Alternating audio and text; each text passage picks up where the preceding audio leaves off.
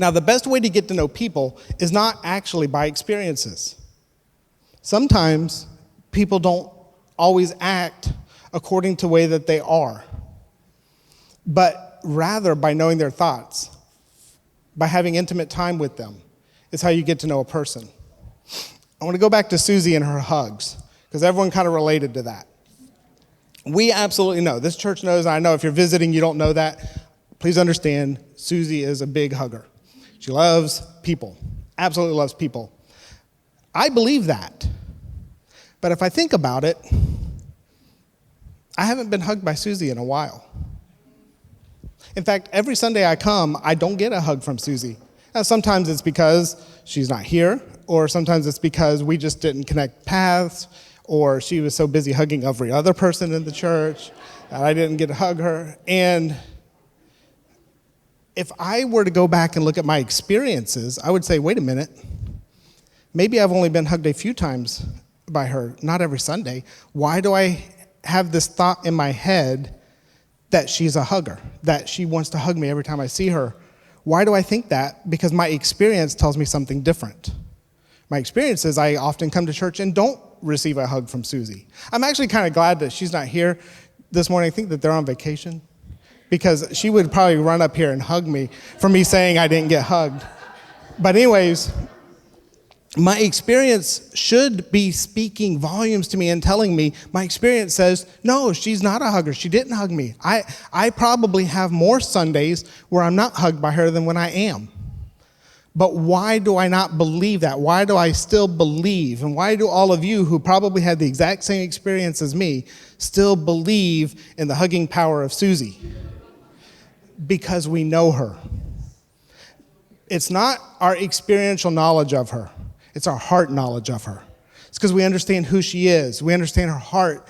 And so just because something, and we pass it off, we go, well, I didn't run into her, I didn't see her, I didn't ask for one, I didn't, blah, blah, blah, time didn't permit, I was on the other side of the church, whatever. And so we don't allow experience to shape what we view. We have all kinds of excuses. But the first time that we perceive that God didn't do something that we had asked him to do, we go, my experience tells me God is this, no matter how much we know his heart.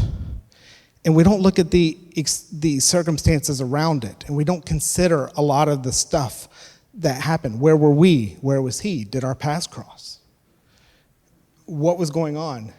And am I more concerned about my experiential knowledge of Christ than I am with just getting to know him and getting to know his heart?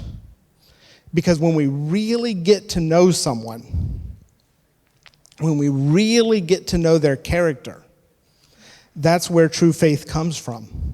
And whether we're talking about faith in a person, when I really get to know someone, I can start to predict responses. I can start to predict how they will be in these situations. I start to be able to have expectations of what's going to happen and believe, and can come to a place where I just know that's what they're going to do. I absolutely know if I go to my in-laws for a meal, I am going to come back with more food than I ever should have tried to fit into this body. I know that because I know them. Have there been times that I've gone to their house and actually not gotten something to eat? I think that there have been. I can't recall any of them, but I believe that they exist. My experience doesn't shape my belief. My knowing them, my knowing what they're passionate about, my knowing their heart shapes my belief. So back to how we hear God. Romans 10:17, so then faith comes by hearing, and hearing by the rhema word of God.